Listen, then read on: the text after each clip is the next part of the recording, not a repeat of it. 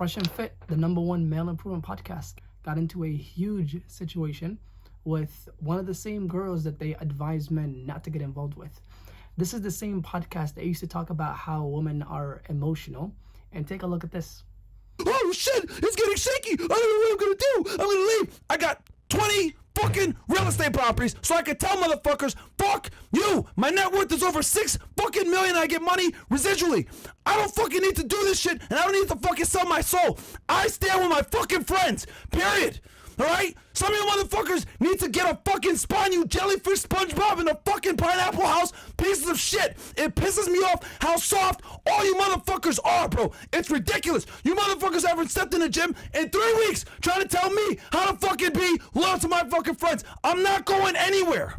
Alright? I'm tired of you motherfuckers. Leave Fresh. Leave Fresh. He's holding you down. He's holding you down. Well, fuck you. Alright? I don't need to make a fucking cent off this fucking podcast. I'm fine. My real estate will take care of me because I knew that if I want to say what the fuck I want to say and not sell my soul, I need to go ahead and build residual income coming in every fucking month so I can sit here and tell you fucking haters, fuck you. I'm not going anywhere. I'm going to say what the fuck I want to say, and I don't give a fuck what anybody got to say. I cannot be bought. I have my soul. I have my spine. I have my integrity. I got my 10 toes and my 2 feet, and I fucking stand where the fuck I'm going to stand. And if I die there, I'll die there with a smile on my face because I can look in the fucking mirror and be happy with the man that I see. You pussy motherfuckers. You fucking losers that sit there and say, oh, it's getting rocky, Myron. You should leave. Why do you stay by Sneeko? Do you stay by the Tate? Do you still think they're even drunk cars? Fresh is the idiot. Why are you still there? Chris drinks too much. Hey, shut the fuck up. That's why no one respects you motherfuckers. Because you don't stand for anything. If there's anything you guys can learn from this fucking podcast, learn this. We've been through hell together. We had people come at us. We've had death threats at us. People fucking laugh at every time we fucking go through some bullshit. People make allegations on us. People have tried to absolutely fucking destroy us. And you know who was around me the whole fucking time? These fucking guys. So you motherfuckers can say whatever the fuck you want to say. I'm not going anywhere. I'm going to stand by the guys that stand by me. Because you fucking pieces of shit aren't fucking there when I'm going through it. You pieces of shit aren't fucking there when I'm fucking figuring out what the fuck I'm going to do because we got demonetized. You motherfuckers weren't there when everyone and their fucking mom came at us. You motherfuckers weren't there when I got the false accusation against me. You motherfuckers weren't there when this bitch lied and said that I got her pregnant when I fucking did it. And then you dumbasses 3 years later believe some bitch that makes the same fucking allegations again. You fucking idiots. I'm not going anywhere. Let's talk a little bit about Fresh. Fresh is a man who claims to have a body count of over 1,000. Here, take a look at this. Body count, bro? No cap. You ready for it? It's over 1,000. By the way, if you take a look at his chat when he was announcing this, nobody believes, not even his own fans.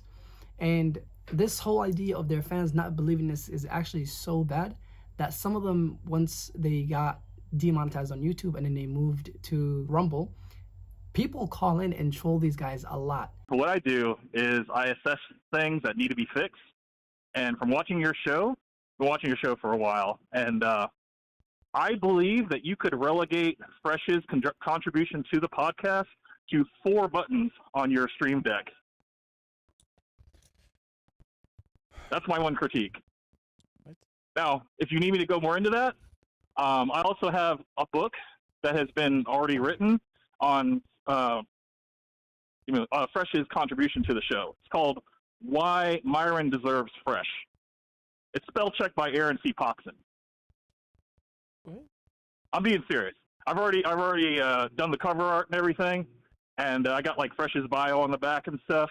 It's only 3 pages because that's all I could really come up with as far as contributions. 2 of the pages, one's a cover page, the other one's a table of contents, and the other one's just like a double-spaced list of things that Fresh contributes to the podcast.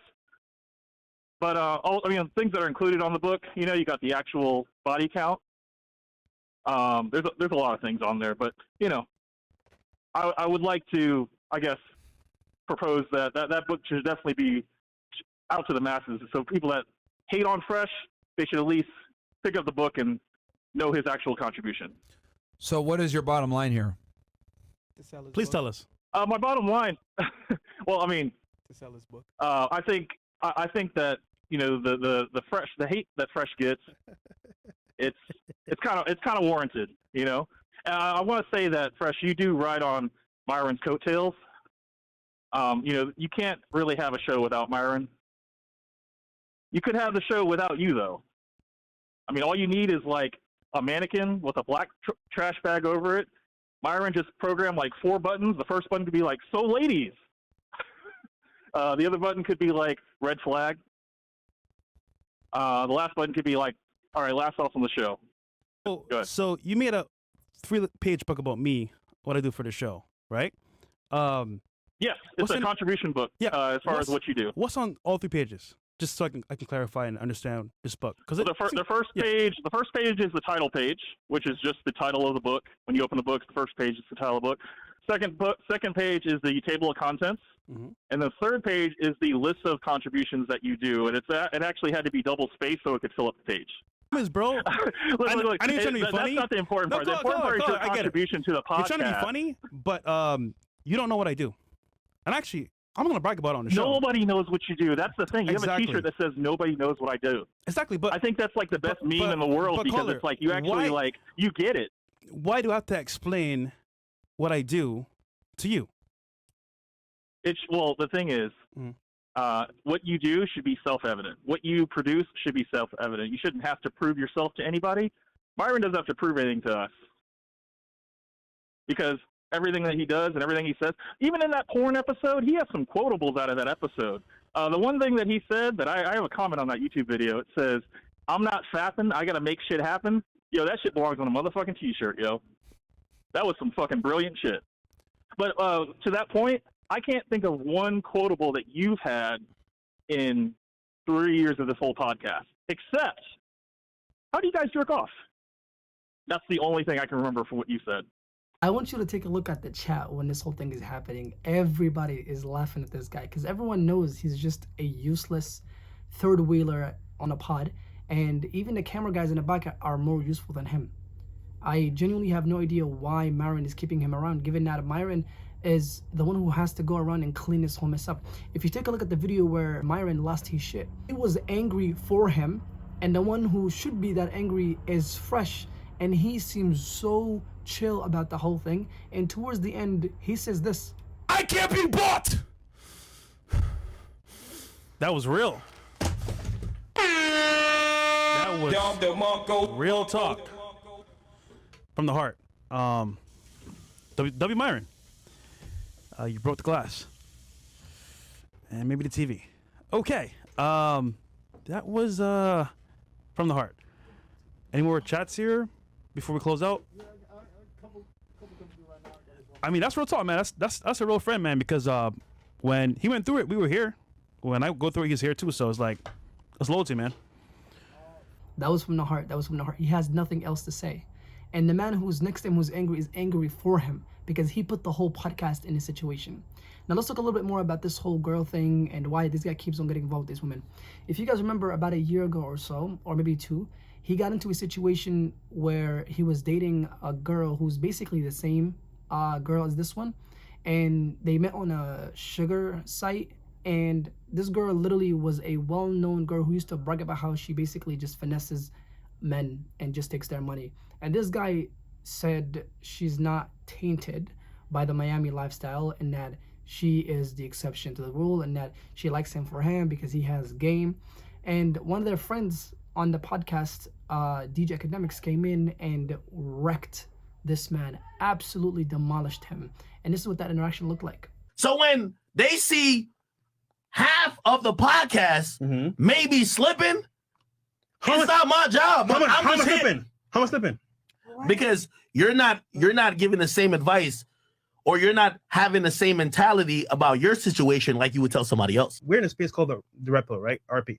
It means basically that you understand how women operate and you don't play into certain things to get finesse or lose what you work for your whole life.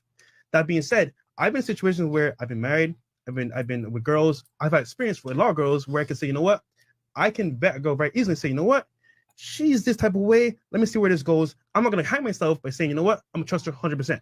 If you are down to say that this does not contradict it. I don't want you to be shaming no other women on here when they come in here and say, hey, I'm 23. I'm with some nigga who's making mad money. He's on the incline of his career, but we got a connection. Don't say they are gold diggers. Don't be sarcastic to them. Let's keep it 100. I like to keep it 100. I get it. You understand what I mean? I get what you're saying. Because I don't. I see it all the time, don't and either. I call Cap with y'all. I When see Myron's what he- called Cap, nigga, I'm on my computer, I slap my mouse. That's Cap. You know why you here. But you're telling me now, because now I feel like I'm a listener misled. Y'all telling me now, oh no, you just took the wrong thing from it. Maybe you just took Myron's point. But if I took Myron's point, why don't y'all debate this shit? Y'all seem to provide a united front every time niggas is watching. Niggas is watching for basically an ideology. All right, you haven't answered the question. Where have I strayed from the point of view? of the Nigga, show? if you're the where you straight was when you said, if any other chick that came in here, if she said right now she met Trey Songz on a fucking yacht, and she said, yo, I'm talking to Trey Songz, but he likes me for me, y'all would play mad sound effects and play her the fuck out. But because it's your girl, she likes you for you. Okay. I'm gonna tell you this. Fresh knows very well that he actually has no game and women do not find him attractive if it wasn't for his money. On one of their episodes, they actually got a bunch of girls and they started rating them. This is one of the times they had Sneeko with them. Sneeko, Myron, the guy behind the camera, and Fresh. And the girls had to go around and basically rate all of them, which is it's kind of stupid, but hey man, it is what it is. So every single girl gave him 3, 2, 1, 4. The nicest one gave him like a 5. And you know what he said, which is very interesting? You know what he said? He said, he told to one of the guys in the back, pull up my Instagram.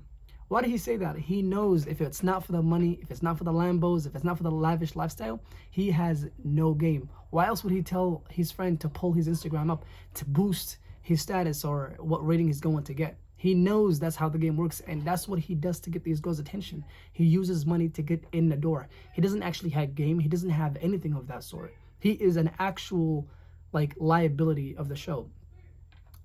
Remember, this podcast used to talk about how, especially Myron used to say this more, that men need to have around 50 body count, right?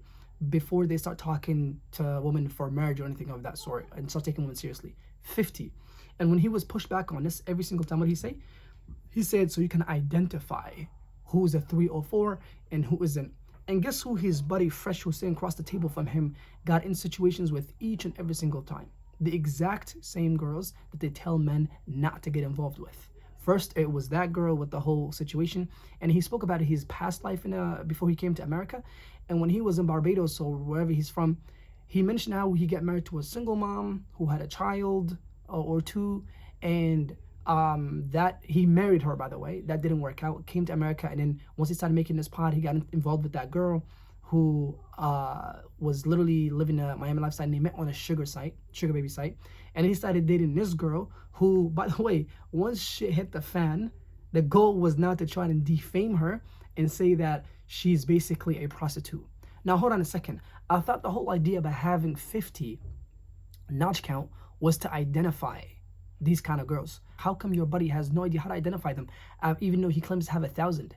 If it takes 50 minimum to identify a bad person, this guy has allegedly 1,000. He should be able to telepathically tell when these girls are bad women, but somehow seems to always get involved with the exact same one each and every single time. Remember that these guys preach accountability every single time. Women do not know how to take accountability. Women are emotional. Women are this, women are that. And then they go ahead and then they exemplify the exact same things they accuse women of being. Emotional. You guys all saw how Myron acted. Again! You fucking idiots! And when it comes to accountability, this guy does not want to take accountability for the fact that he dated the exact same woman he tells men not to date. And not once, not twice, more than 3 times. These are the 3 that we know of. You guys can imagine how many we don't know of behind the scene.